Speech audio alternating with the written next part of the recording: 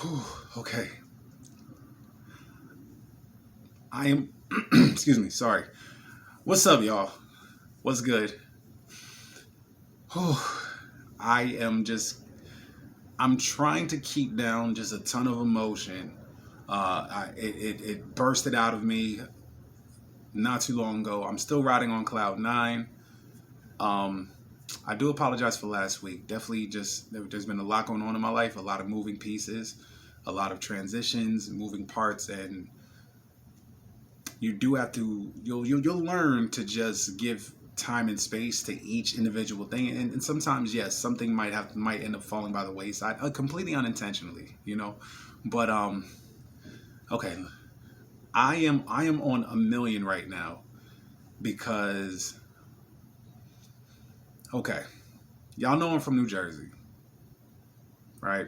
Bet. um my school, my alma mater, the college that I graduated from, although they had a name change, these boys is balling out of control right now in this March Madness tip. Um, I'm gonna keep it 100. We've always been garbage, okay? This year, we not so garbage. You know what I mean? But like, yo, St. Peter's University, they balling out of control right now. I literally just watched them beat Purdue. Like, they beat Kentucky first round. They beat Murray State to get into the Sweet 16, and now with the first 15th seed, or yeah, first 15 seed. I could have sworn we were 16. Either way, we at the bottom. We the first 15 seed to ever make it to the Elite Eight. Like, yo, the way I was screaming, yo, I'm gonna keep it 100. I cried. I cried. Like, I am so proud. And listen, these boys are shocking the world right now. Shout out to Coach Holloway. I mean, he's had some good interview, lines to give. In the last one, they were like, "Are you scared?" He's like, "I got boys from New York City and New Jersey, like scared, like what are you talking about? Getting roughed up." He's like, "That's what we do, like that's who we are," and that's true. He's like, "Yo, you think these boys are scared? Nah, nah." You know what I mean? And it's like, yo, like say that. Now they won. They beat Purdue. I think it was by like 3. And he's like, yo, they're like, how does it feel? He's like, all I'm gonna say is, what are they gonna say now?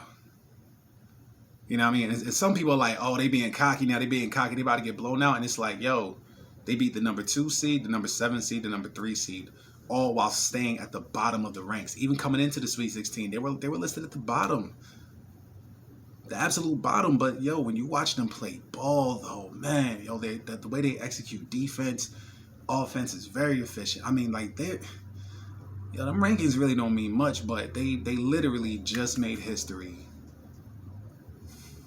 I'm so proud, yo. Like I said, I've been crying, I've been screaming, nearly lost my voice. Excuse me again. Like I wish I could have taken the trip to go out there, but all I know is they might see me back on campus, me and all the other alumni, because we on social media. Let's go. I mean, even Eli Manning was wearing the St. Peter's, jersey. Stephen A. Smith, he was like, yo, real talk. He was like, it's not for St. Peter's to show up. It's Purdue going to show up. The pressure's really on them. It's not on St. Peter's. And I'm like, yo, that's true when you really think about it. But man, all right. So yeah, I'm just hyped about that. Like that. I mean, absorbing that type of energy, coming into this really got me like, but so yeah. So in any case, again, there's been a lot going on in my life. Just a lot of changes and things, and it's funny because as much planning as I do, things always come up, right? So now I'm just making adjustments with my money and things and so on and so forth. But either way, life has been very beautiful, and that comes from the standpoint of learning how to take the good and the bad. As you grow and become more at peace with yourself, you will establish more peace with your journey. And I'm talking like in the ups and downs. I mean, there's so many times where I do give myself a pat on the back once I've made it through, what I call the emotional rip current. It's because when you're in it, you're not really thinking about how you're handling it, but it's after, once all the dust settles, once the winds calm and the sun comes back out, you'll have a chance to reflect and look at that moment, and then you'll realize, okay, wow, I handled that really well. Because as I said, life is always going to continue to happen. You're going to get hit with the bullshit over and over and over and over. But when you are on this journey, you'll appreciate the now, and in the now, you'll be able to reflect and be like, damn, okay, wow, like that was much better than how I've done it before. And it's not so much how you handle it in a way that how the other person responded, but just you hold yourself to that standard of not being swayed, of not being, taken advantage of, or just, focusing on being centered. And so the way to test that is through those storms,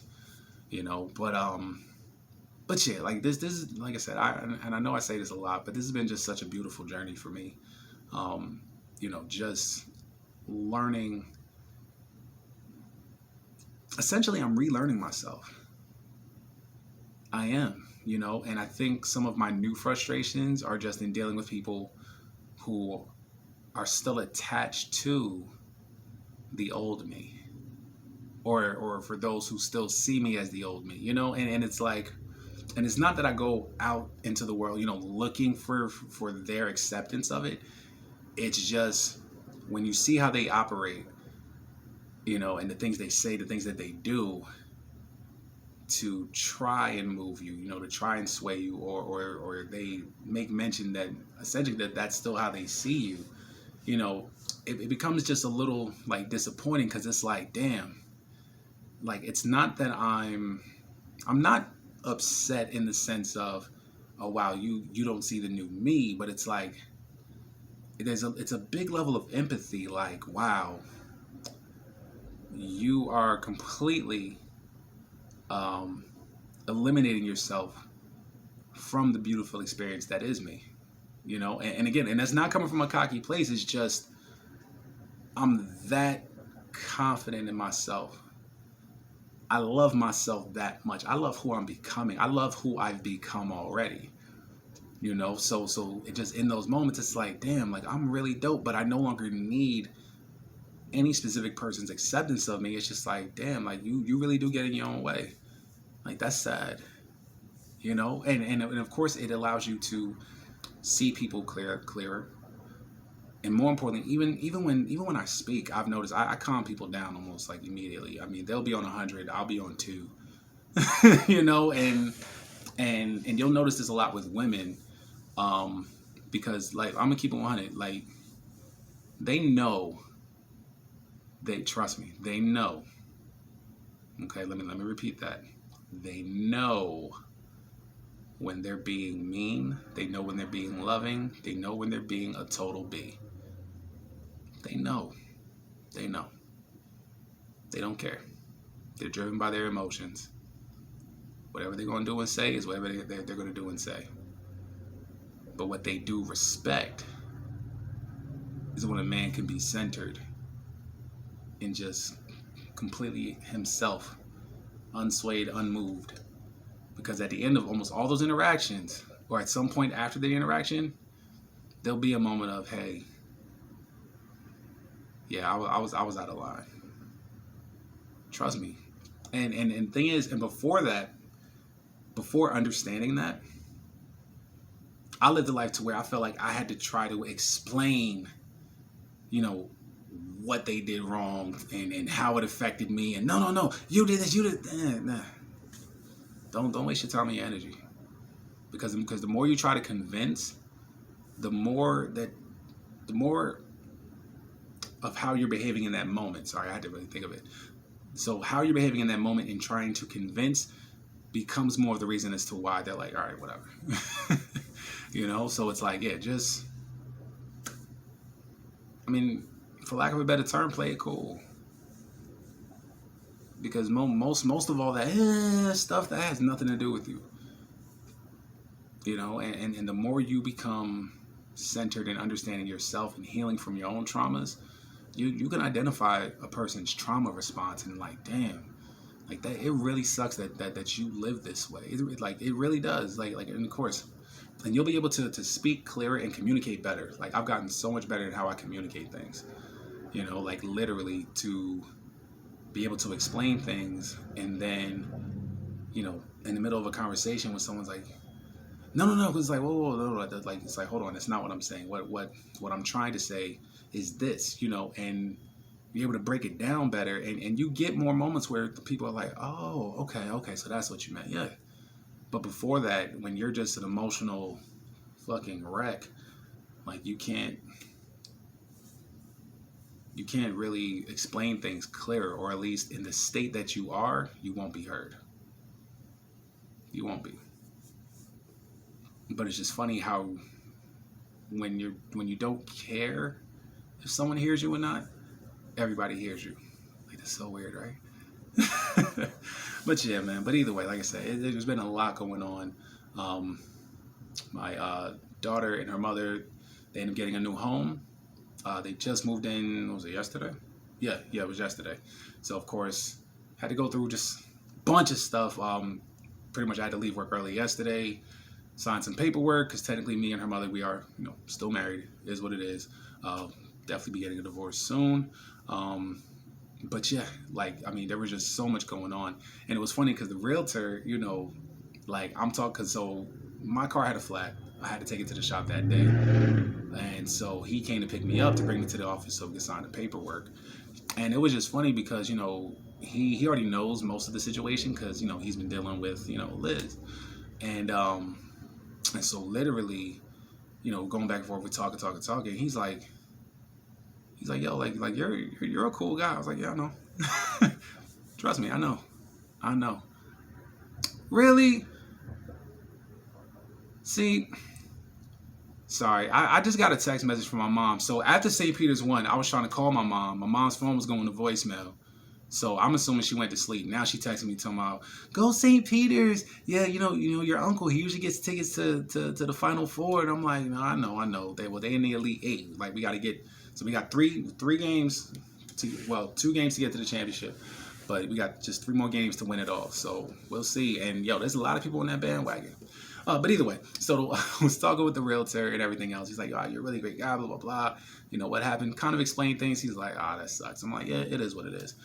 So then she had called me while she was in the office, and like we were talking, and just kind of laughing.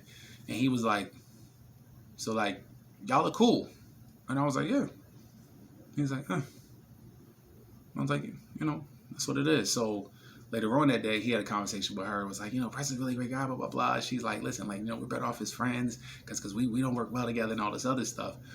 And it was funny because, you know, I really had a moment. I had to really think about everything. And it was like, I kind of laughed only because I know how I am. And I don't mean this in an evil, like, malicious way at all. But the reality is, if we didn't have our daughter, I would have nothing to do with her. Like, absolutely nothing. And it wouldn't be from a place of, you know, you can go to hell, you know, and all this nasty negative energy. It would just be, you know, at the end of the day, as great a relationship as I have with her allows me to have an even greater relationship with my daughter. You know, that there are no issues. You know, when it comes to money, whatever my daughter needs, hey, y'all good? Yeah, well, Gabby needs clothes, blah, blah, blah. Cool. I'll either go out and buy it, or if there's something that she already bought, I'll send her at least half the money for it, or all the money for it. It is what it is. You feel me? Like, even when it comes to this house, technically my name is on it, so now I'm buying things for the house. I mean, but like little things. I ain't doing nothing crazy, but, you know, I bought like a trash can now, and she got to get the rest of her things out of storage tomorrow, so, you know, I'll help out a little bit with that, but, you know what I mean? And I get it, and I know a lot of people are like, yeah, but what about the other guy, blah, blah. I was like, yo, if he wants to come help out, he can come help out. I don't give a shit. I mean, I never officially met the guy. I know exactly who he is. Don't get me wrong, but is he still around? I don't know. Don't care. But just from a very solid standpoint of just where I am with my life, everything is good. Like literally everything is good. Like listen, I've gotten out of that whole depression. That was years ago. And that's what drew me to do this. My God, I can even talk. I can talk about my situation now. You know how embarrassed I was initially? Like, my God, because everyone's seen on social media. They're like, oh, but slowly but surely, she deleted like all of my friends who added her and so on, and again, everyone's handling it differently. But when it comes to baby girl, she good. She's good. Like, that is my heart, and so, yeah, like just putting everything aside, signed off. Now, don't get me wrong. The house will not affect my credit, thank God. It's just due to the legality of it, I'm on the title, so either way. But again, I ain't tripping about nothing. Like I said, life has been good. There have been just, challenges here and there, but I'm so thankful for finding NoFap. It's helped me get on the right track. It's really helped me get on the right track. And once you get out of just the habit itself and the addiction, and you just start building healthier habits, you begin to have a healthier life. I saw a clip on Instagram from a pastor, and he was like, it's fun when you're sowing bad seeds. He said, it's putting, when you have bad seeds, you're putting them in the ground. He was like, yeah, it's fun while you're doing it. But then you can't complain when you have a bad harvest. And I was like, damn. And he was like, these bad seeds is all the bad habits. You're out having a good old time, doing whatever you want. Yeah. No consequences. You're just making a bunch of bad habits, crappy decisions and so on. But you're going to reap bad harvest. So you got to get in the habit of reaping or sowing good seed. And like that resonated with me, because I'm like, damn. When you stop NoFap, like you get in the habit of now planting good seed, and you're going to reap some really great harvest, and it'll multiply over and over and over as long as you continue to plant good seed. And all of that really goes into just my day-to-day, setting intentions for my day, setting out good vibes, good energy. My God, like trust me, people sense it, people feel it. I mean, even babies, my God, like kids have always loved me. But lately, I walk into a restaurant, see like a little baby, and they just staring at me. We just smiling, laughing, waving. The mother's like, oh, hi. I'm like, hey, what's going on? You know what I mean? And of course, we'll have a little conversation, whatever. You know what I mean? But like that's what it's all about. Like even now, almost everybody on my Facebook has no idea what the fuck I've been through. Never put it out there. Had no reason to. I mean, had a reason to, but that's just not how I operate. Because through it all, I've set for myself that even now, as things are where they are right now, that I can clearly walk away from it all knowing that I gave it my absolute best. And that I was at my best when I did it. That means more to me than anything else. And just the relationship that I'm able to establish and the experiences that my daughter gets to have from it, nothing compares. Nothing compares. It's funny because I watch a lot of Paternity Court, and I'm like, damn. Between me and her, like we haven't gone through half of that chaotic nonsense. Half of that, and it's such a blessing, I mean, it sucks because, yes, you don't want to have to look at someone else's situation to appreciate yours, but it's just, at the end of the day, no matter what situation you're in, it could always be better, it could always be worse, right? So that's why it's always important just to appreciate where you are in this moment. So I'm definitely going to leave it at that. My message for today is just be in the moment. All right? And in this moment, St. Peter's University is the first 15th seed NCAA men's basketball team in history ever to reach the Elite Eight. And I am one of the proudest alumni of my school, man. Man, that's great. That's great. All right. So either way, guys, I love y'all. I appreciate y'all very, very much. And yeah, we'll do it again next week. All right. Peace.